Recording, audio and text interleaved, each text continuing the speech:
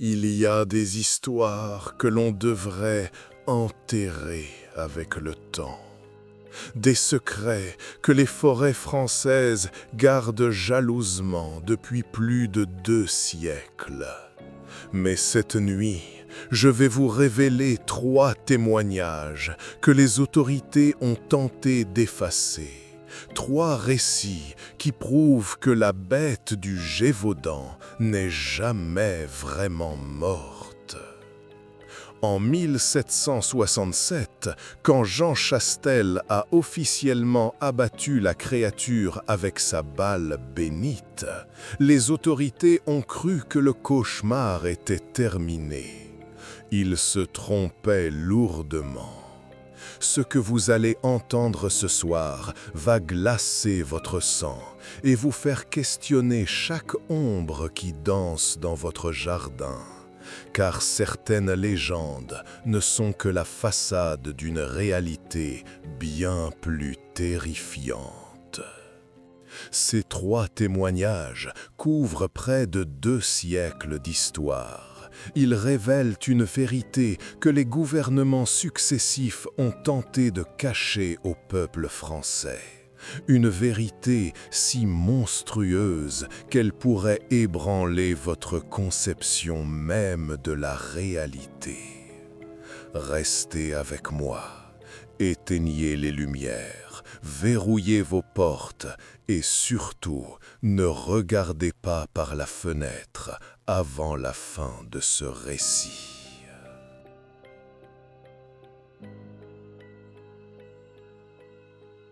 Notre première histoire commence en 1823, 56 ans après la mort officielle de la bête.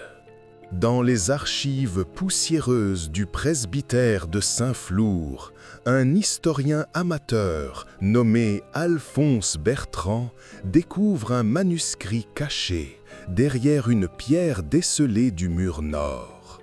L'écriture tremblante, parfois illisible, appartient à une certaine Marie Bouchard, ancienne sage-femme du village de Saugues. Marie était respectée dans toute la région. Pendant 40 ans, elle avait aidé à mettre au monde des centaines d'enfants. Jamais elle n'avait perdu une mère ou un nouveau-né. Sa réputation était immaculée. Jusqu'à cette nuit d'octobre 1764 qui brisa sa foi en l'humanité.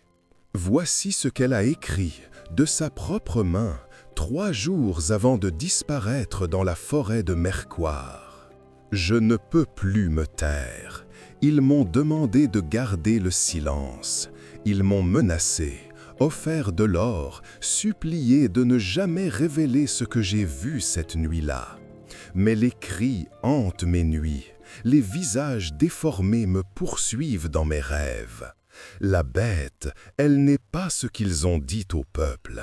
Ce que Chastel a tué en 1767 n'était qu'une pauvre créature dressée, un loup hybride drogué aux herbes noires pour le rendre fou et agressif.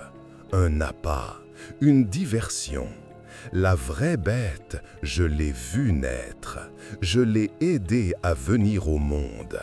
Et que Dieu me pardonne, j'ai coupé son cordon ombilical. » Marie raconte qu'en octobre 1764, elle fut appelée d'urgence pour un accouchement particulier dans le château isolé des monts de la Margeride. Le château appartenait à Lady Marguerite de Morangias, une aristocrate mystérieuse qui vivait recluse depuis des années. Les domestiques parlaient de rituels étranges, de visiteurs nocturnes encapuchonnés, d'odeurs de soufre qui émanaient parfois des caves. La châtelaine était enceinte depuis près de 14 mois, un détail qui glaça le sang de Marie dès son arrivée. La future mère n'avait pas pris 1 gramme de poids et son ventre demeurait étrangement plat malgré la grossesse. Plus troublante encore, Lady Marguerite ne semblait pas souffrir. Elle souriait constamment, d'un sourire qui ne semblait pas humain. L'accouchement commença au coucher du soleil et dura 3 jours et 3 nuits complètes. Marie décrit des cris qui ne ressemblaient à rien de ce qu'elle avait entendu auparavant. Pas des cris de douleur, mais quelque chose de plus profond, de plus primitif, comme si quelque chose d'ancien tentait de forcer son chemin vers notre monde. Les contractions déformaient le corps de Lady Marguerite de manière anatomiquement impossible. Sa colonne vertébrale s'étendait et se contractait. Ses côtes se déplaçaient sous sa peau comme si quelque chose essayait de sortir par tous les pores. La sage-femme décrit des membres qui s'allongeaient démesurément, des articulations qui se déplaçaient, des dents qui poussaient et tombaient par poignées, des yeux qui changeaient de couleur, du bleu au jaune, puis au rouge sang. Le plus terrifiant selon Marie, c'est l'intelligence dans le regard de Lady Marguerite. Malgré la transformation de son corps, ses yeux restaient lucides, conscients. Elle parlait calmement entre les contractions, expliquant à Marie ce qui allait arriver, comme si elle récitait une leçon apprise par cœur. Elle disait « Ceci n'est que le commencement, ma chère Marie. Mon enfant sera le premier d'une nouvelle race. Nous avons étudié les anciens textes, mélangé le sang humain avec l'essence des loups des montagnes. Mes ancêtres ont pacté avec des forces que votre petite foi chrétienne ne peut comprendre. Cette créature sera plus forte, plus intelligente, plus affamée que tout ce que ce monde a connu. » Le 3e soir, quelque chose émergea enfin du ventre de la châtelaine. Marie écrit « Ce n'était ni complètement humain, ni complètement animal. C'était un entre-deux abominable qui défie toute description. La créature me regardait avec une intelligence terrifiante, ancienne, comme si elle comprenait déjà tous les secrets de ce monde. Son corps était couvert d'un duvet noir argenté qui brillait à la lumière des chandelles. Ses membres étaient anatomiquement déproportionnés, trop longs, trop articulés. Et quand elle sourit pour la première fois, Dieu me pardonne, elle avait déjà des crocs parfaitement formés et des yeux d'un jaune hypnotique. Mais le plus troublant dans le témoignage de Marie, c'est la révélation qui suit. Lady Marguerite n'était pas la première. Il y avait eu d'autres femmes, d'autres naissances, d'autres créatures. Un réseau secret de familles nobles pratiquait ces rituels obscurs depuis des générations, mélangeant sang humain et essence animale dans le but de créer une race supérieure qui remplacerait l'humanité. Marie découvre, dans les caves du château, une véritable nurserie de l'horreur. Des dizaines de berceaux contenant des créatures hybrides à différents stades de développement. Certaines ressemblaient encore à des bébés humains avec quelques anomalies. D'autres avaient déjà développé des griffes, des crocs, une pilosité anormale. Les plus âgés marchaient déjà sur leurs pattes arrière et semblaient communiquer entre elles par des grognements complexes.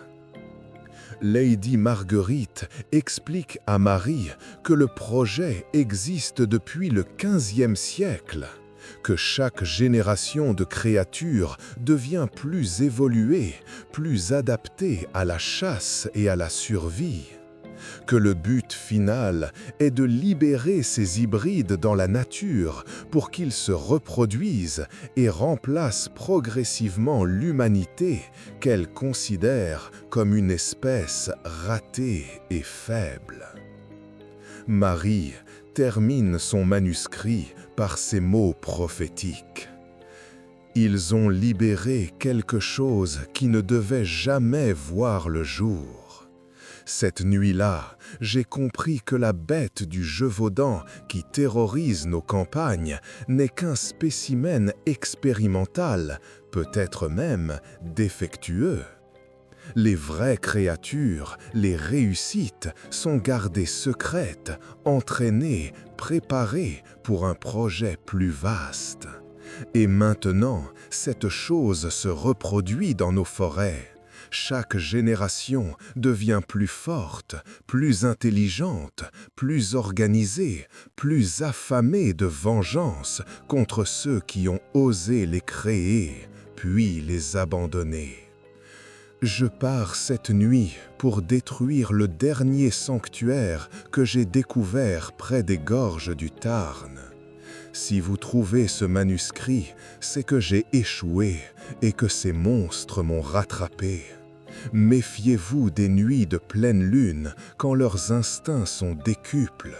Méfiez-vous des enfants qui naissent avec des yeux trop anciens et une sagesse qui n'appartient pas à leur âge. Méfiez-vous des forêts qui deviennent trop silencieuses. Et surtout, méfiez-vous des nobles qui prétendent protéger ces terres, car ils ne protègent pas le peuple, ils protègent leurs secrets. Le manuscrit s'arrête brutalement là, comme si Marie avait été interrompue en pleine écriture. Marie Bouchard ne revint jamais de la forêt de Mercoire. Mais 3 jours après sa disparition, les bergers de la région trouvèrent des traces étranges près de sa maison abandonnée. Des empreintes parfaites à mi-chemin entre la patte de loup et la main humaine, disposées en cercle concentrique autour de sa demeure, comme si une meute entière avait dansé toute la nuit en l'honneur de sa capture. Plus troublant encore, ils découvrirent dans sa cuisine une table dressée pour 2 personnes avec des restes de repas frais, comme si Marie avait reçu un invité. Un invité qui avait laissé des poils noirs sur la chaise et des traces de griffes sur la table en bois. Et ce n'est que le commencement de notre descente dans l'horreur.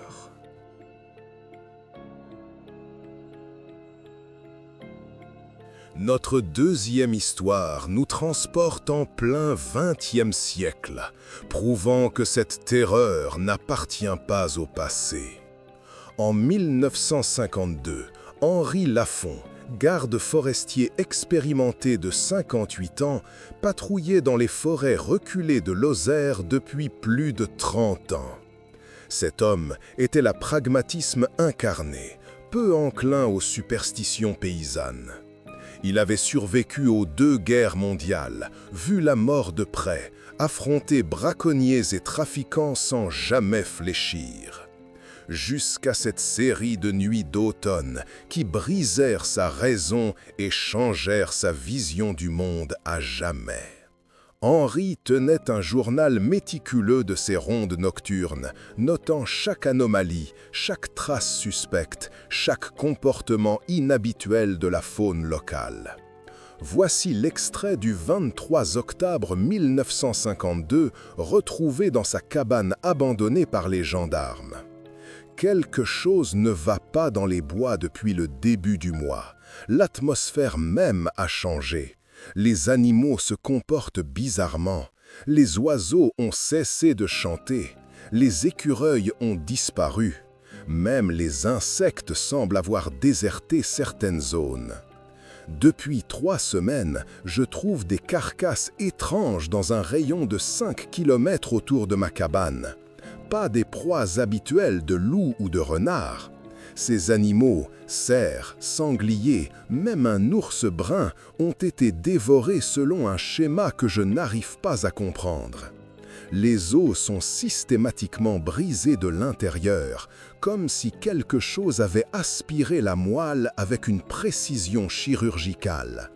Les organes internes sont retirés avec une dextérité presque humaine. Et ces marques sur les arbres environnants, des griffures trop profondes, trop régulières, trop méthodiques. comme si quelque chose aiguisait ses griffes en suivant un rituel précis. Mais l'entrée la plus troublante de son journal date du 31 octobre, la nuit de Halloween. Henri écrit d'une main qui tremble de plus en plus. « Je l'ai vu.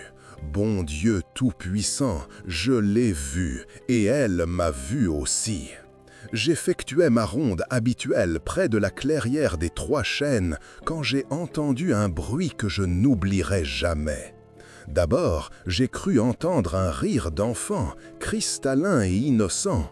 Mais à mesure que je m'approchais, ce rire s'est déformé, devenant guttural, sauvage, chargé d'une malveillance qui m'a glacé le sang. Je me suis approché prudemment, ma lampe torche à la main, mon fusil chargé et armé. Et là, dans la clairière baignée de lune, elle était debout, sur ses pattes arrière, comme un homme, mais grande comme un géant, au moins 2,10 mètres. Sa silhouette se découpait parfaitement contre la lumière argentée. Henri décrit minutieusement la créature qu'il observe pendant près de 10 minutes. Son pelage était d'un noir argenté magnifique, qui semblait absorber et refléter la lumière lunaire simultanément. Ses yeux brillaient d'un jaune phosphorescent hypnotique. Son museau était allongé comme celui d'un loup, mais sa mâchoire était disproportionnée, capable de s'ouvrir bien plus largement que n'importe quel animal connu. Ses pattes avant ressemblaient à des mains humaines terminées par des griffes de 15 cm. Mais ce qui marqua le plus Henri, ce qui brisa définitivement sa compréhension rationnelle du monde, c'était le comportement de la créature. Elle ne s'enfuit pas en le voyant, elle ne grogne pas de manière menaçante, non. Elle l'observe calmement, la tête penchée de côté, avec une curiosité presque scientifique, comme un chercheur étudiant un spécimen intéressant. Puis, lentement, délibérément, elle pointe une griffe vers la cabane d'Henri au loin, puis vers lui, puis hoche la tête de haut en bas à plusieurs reprises. Le message était clair, « Je sais exactement où tu vis ». Ensuite, elle ouvre sa gueule démesurément et produit des sons articulés qui ressemblent de façon troublante au prénom d'Henri. Henri, Henri, Henri, prononcé avec un accent qui mélange grondement animal et intonation humaine. Henri écrit « J'ai eu la révélation terrifiante que cette chose m'avait observé bien avant que je ne la découvre. Qu'elle connaissait mes habitudes, mes horaires, mes itinéraires. Qu'elle avait planifié cette rencontre. Je suis parti en courant comme un enfant terrorisé, abandonnant ma dignité et mon courage sur cette clairière maudite. Les jours suivants marquent le début d'un jeu psychologique pervers entre Henri et la créature. Le garde forestier commence à trouver ce qu'il appelle des cadeaux devant sa cabane. D'abord, des lapins parfaitement dépecés et vides, disposés en cercle géométrique parfait.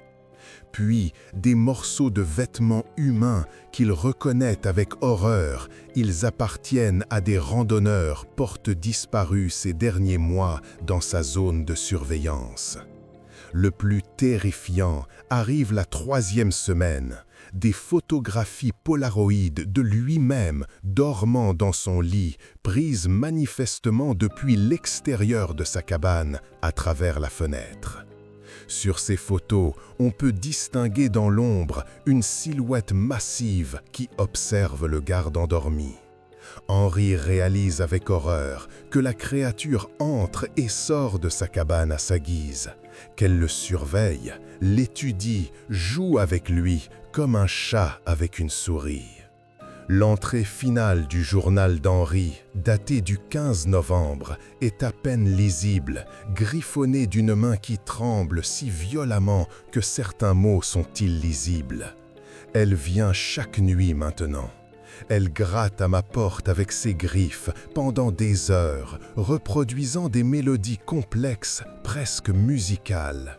Elle chuchote mon nom avec des intonations différentes, comme si elle s'entraînait à imiter parfaitement ma voix.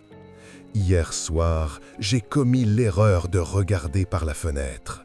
Elle était là, debout, dans la neige fraîche, tenant quelque chose dans ses pattes avant. Quand nos regards se sont croisés, elle a souri. Un sourire presque humain, mais avec trop de dents, des dents trop pointues. Elle a alors levé sa prise vers moi. C'était la tête de mon chien Rex, mon fidèle compagnon depuis 8 ans. Mais ce n'était pas un trophée de chasse. Rex n'avait aucune blessure. Ses yeux étaient encore ouverts, encore conscient. Il était encore vivant, mais son corps avait disparu. Bon Dieu, elle me souriait en tenant la tête vivante de mon chien. Je pars demain matin pour la ville la plus proche. Je ne peux plus rester ici 1 minute de plus. Ma raison vacille. Je sens que je vais devenir fou si je reste exposé à cette chose 1 nuit de plus. Si quelqu'un trouve ce journal, ne venez pas me chercher. Elle me suit partout maintenant. Je la sens qui m'observe même quand j'écris ces mots. Elle connaît mes pensées avant même que je les formule. Henri Lafont ne quitta jamais sa cabane cette nuit-là. Les gendarmes le découvrirent 3 jours plus tard, après qu'un bûcheron eut signalé l'absence de fumée dans la cheminée. Ils le trouvèrent assis bien droit dans son fauteuil préféré, face à la fenêtre, les yeux grands ouverts, fixés sur la forêt. Aucune trace de violence physique, aucune blessure, aucun signe de lutte. Le médecin légiste conclut qu'Henri était mort de peur pure, son cœur ayant cédé sous un stress extrême. Mais le plus troublant, c'est ce que les enquêteurs découvrirent dans la neige autour de sa cabane. Des centaines d'empreintes formant des cercles concentriques parfaits, comme si une créature avait dansé rituellement autour de la demeure pendant des heures. Les traces menaient vers la forêt, mais revenaient systématiquement vers la cabane, encore et encore, dans une répétition obsessionnelle.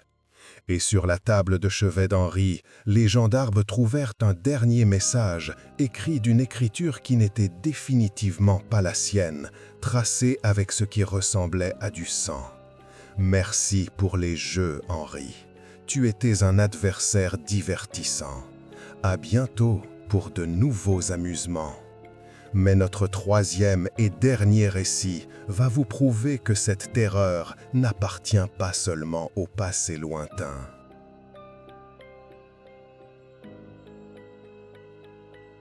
Notre dernier témoignage est le plus récent et, paradoxalement, le plus troublant, car il implique les autorités modernes françaises dans une conspiration du silence qui dure depuis plus de 20 ans. En 1998, une unité spéciale ultra-secrète de la Gendarmerie nationale, dirigée par le capitaine Sandra Moreau, fut discrètement chargée d'enquêter sur une série de disparitions inexpliquées qui frappaient systématiquement la région historique du Gévaudan. Sandra Moreau n'était pas n'importe qui.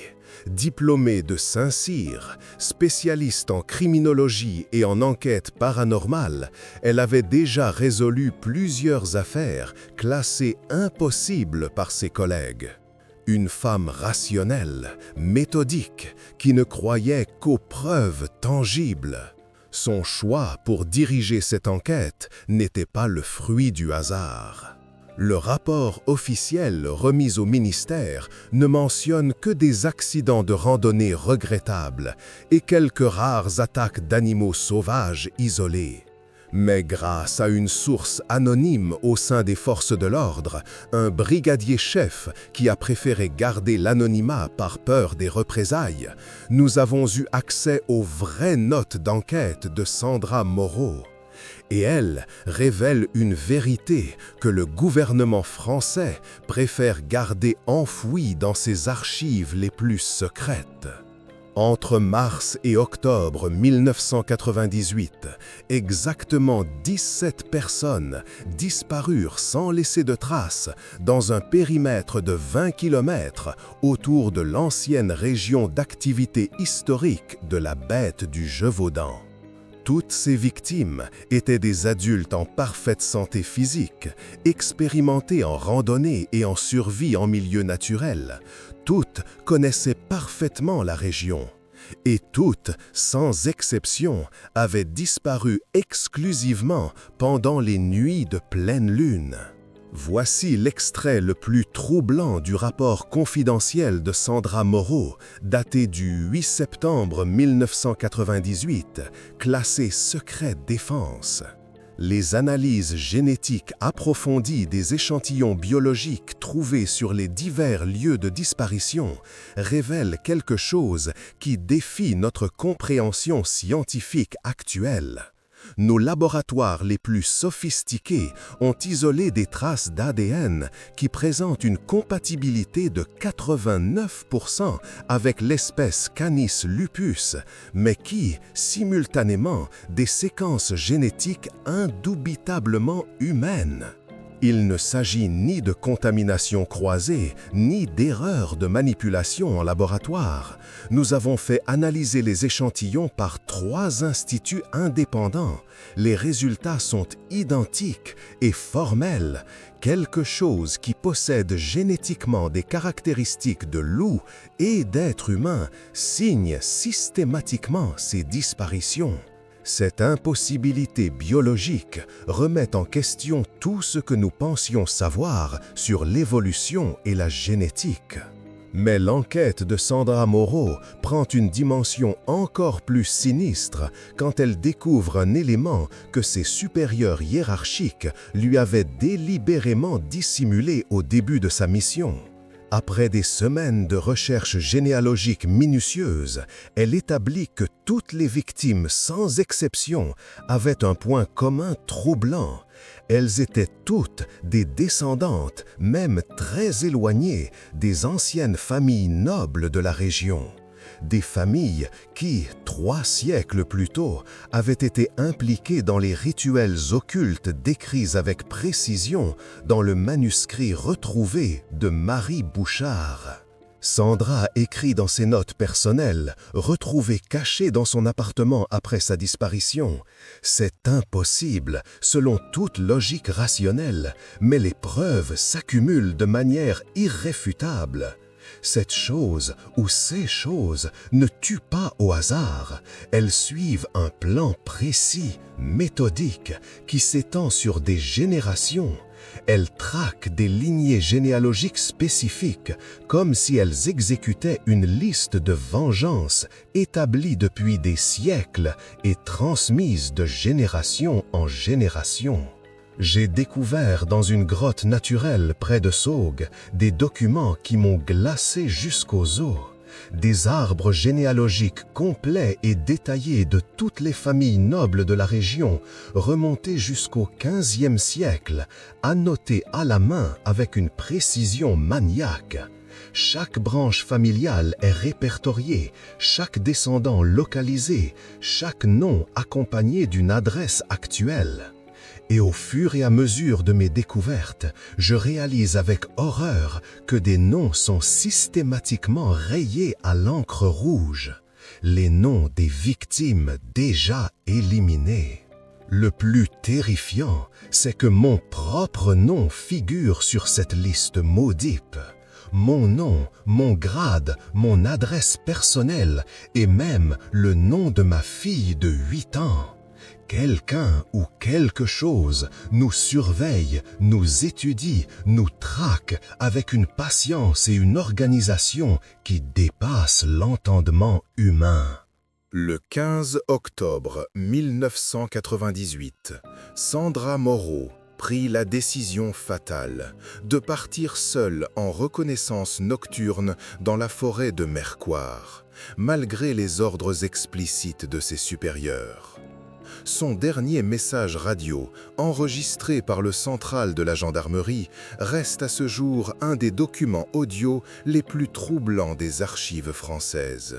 La voix de Sandra, habituellement calme et contrôlée, tremble d'une terreur mal contenue.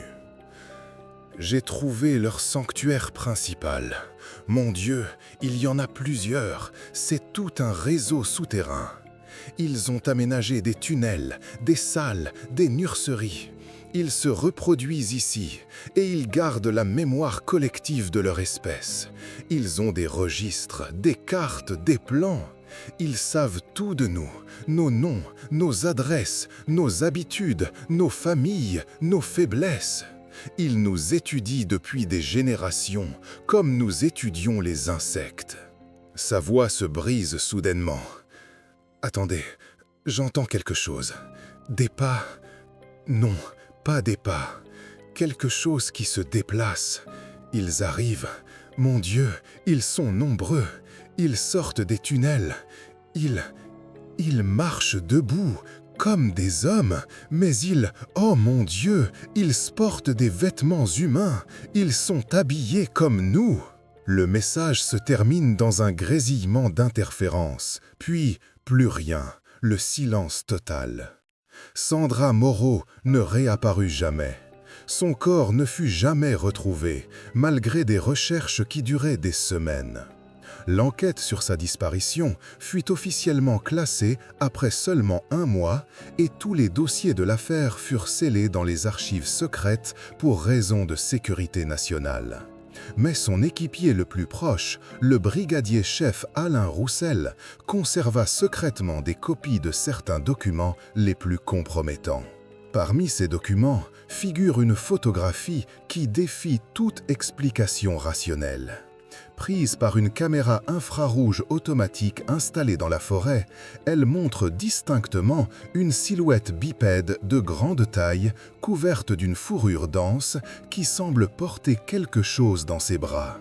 Quelque chose qui ressemble de manière troublante à un uniforme de gendarmerie. L'analyse de l'image confirme que la silhouette mesure au moins 2,20 m et possède des proportions anatomiques impossibles pour un être humain normal. Au dos de cette photographie, une note manuscrite de Sandra, écrite visiblement dans l'urgence, peut être ces derniers mots. « Ils évoluent constamment. Ils apprennent de nous, imitent nos comportements, adoptent nos technologies.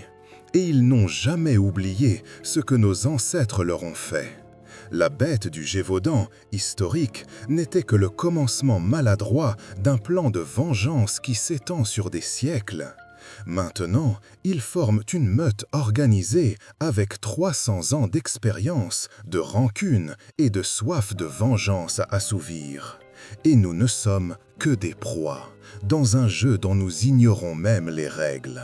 3 récits terrifiants, 3 époques différentes, une seule et même vérité monstrueuse qui traverse les siècles sans jamais faiblir.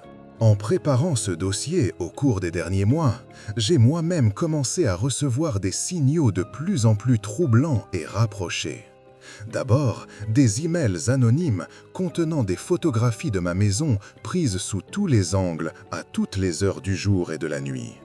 Puis, des appels téléphoniques nocturnes où j'entends qu'une respiration lente, profonde, animale, qui dure parfois plusieurs minutes avant que la ligne ne se coupe brutalement. La semaine dernière, en rentrant chez moi après minuit, j'ai découvert des traces de pattes fraîchement imprimées dans la terre moble de mon jardin. Des traces qui ne correspondent à aucun animal connu, trop grandes pour un chien, trop articulées pour un loup, trop intelligemment disposées pour être naturelles. Ces traces menaient directement de la lisière du bois voisin jusqu'à ma fenêtre de chambre où elles formaient un demi-cercle parfait, comme si quelque chose avait longuement observé ma maison en évaluant les meilleures voies d'accès. Vous pensez peut-être encore que tout cela n'est qu'une histoire élaborée pour stimuler votre imagination et vous procurer des frissons sans conséquence. Mais permettez-moi de vous poser quelques questions qui devraient vous faire réfléchir sérieusement.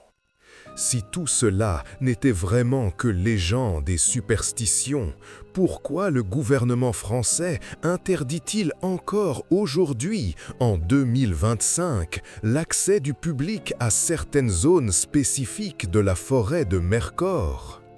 Pourquoi les cartes topographiques officielles indiquent-elles mystérieusement des zones militaires classées là où il n'existe aucune installation militaire répertoriée? Pourquoi certains villages entiers de la région ont-ils été discrètement évacués et rasés dans les années 2000 sous prétexte de risques géologiques qui n'ont jamais été documentés? Et surtout, pourquoi en ce moment précis, pendant que je vous parle, est-ce que j'entends distinctement des grattements réguliers et méthodiques à ma porte d'entrée? La vérité terrifiante que j'ai découverte au terme de cette enquête, c'est que la bête du Gévaudan historique n'a jamais été un monstre unique et isolé. Elle était le premier membre visible et imparfait d'une espèce hybride délibérément créée par l'homme au cours de rituels blasphématoires et qui nous considère désormais comme ses ennemis naturels et héréditaires. Ces créatures sont toujours là, dans nos forêts les plus reculées, dans nos montagnes les plus inaccessibles. Elles se sont développées, organisées, sophistiquées. Elles attendent patiemment le moment propice pour exécuter leur vengeance finale. Elles savent exactement où nous vivons.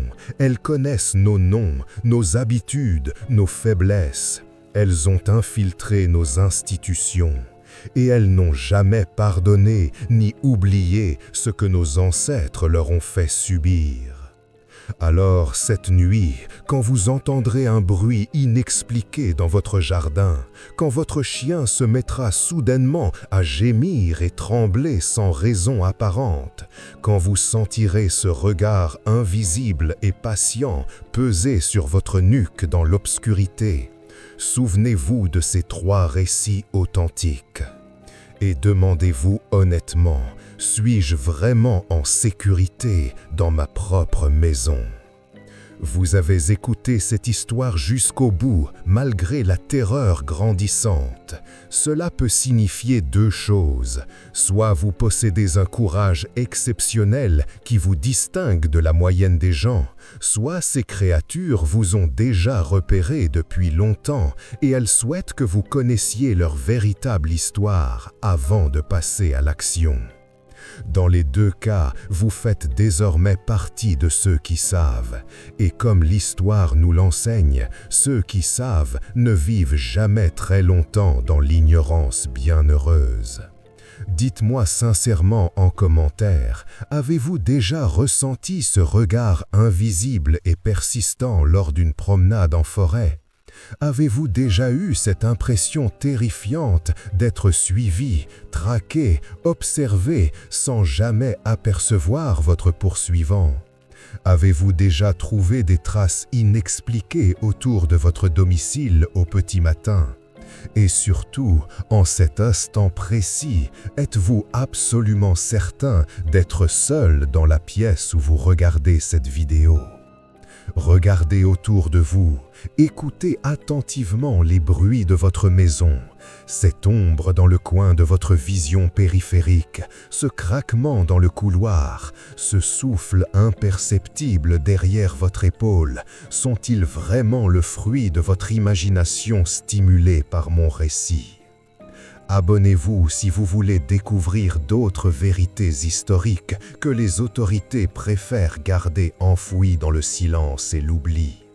Mais je vous préviens solennellement, une fois que vous entrez dans ce monde de révélations interdites, une fois que vous ouvrez les yeux sur les réalités que l'on vous cache depuis toujours, il n'y a plus jamais de retour possible vers l'innocence et l'ignorance rassurante.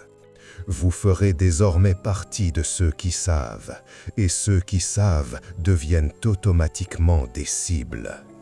Éteignez toutes les lumières de votre maison cette nuit.